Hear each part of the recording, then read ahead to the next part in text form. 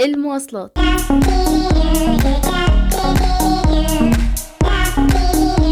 طموحي المتهور هيألي من سنة كده ان انا نفسي اشتري عربية. معرفش جبت بجاحة الطموح دي منين، بس هنقول ان هو تهور شباب، لحد ما اتصدمت بالواقع المرير لما شفت اسعار العربيات، وقبليها شفت اسعار البنزين، لحد ما كبرت ونضجت وادركت المشكلة اللي احنا فيها، وقررت اتقبل الامر الواقع واتعامل زي بقية الشعب واركب مواصلات عادي. ملحوظة، انا اصلا بركب مواصلات عامة من يوم ما اتولدت، بس انا حبيت اللي هو اعمل جو وخلاص. ولما بتركب مواصلات عامة بشكل متكرر بتلاقي هذه المشكلات. عد معايا: رقم 1 الزحمة، رقم 2 الحر، ده لما بيكون في فصل الصيف، والسواق اللي بيكربسنا جوه الميكروباص زي علبة التونة.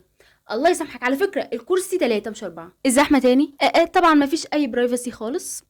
انت هتحتاج برايفسي في ايه؟ روح خد البرايفسي بتاعتك في بيتك. معلش، الزحمه تالت، سواقه السواقين اللي بتدروخنا كده في الطريق، اللي هي اسوأ من سواقه العربيات الماليه وانا صغيره. يا شيخ يا شيخ، ده انت بتقعد تلف في دوده. صح نسيت، الزحمه رابع. وهنا بتدرك ان انت عايم في ميه البطيخ. طب الحل؟ والله الحل ان احنا هنتعايش زي ما احنا ما قررنا، هنتعايش عموما، وهنحمد ربنا على الاقل احنا معانا فلوس المواصلات، يا رب تفضل معانا. والحل التاني ان احنا هنجمد الى ما لا نهايه لحد ما نجيب عربيه اسوقها شويه بس كده، اجربها، بس ما تنساش تعمل فوميه البطيخ.